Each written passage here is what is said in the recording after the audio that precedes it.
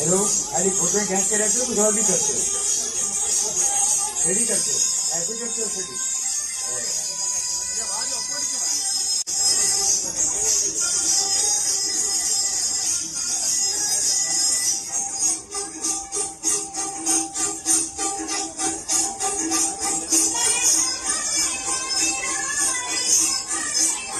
वाह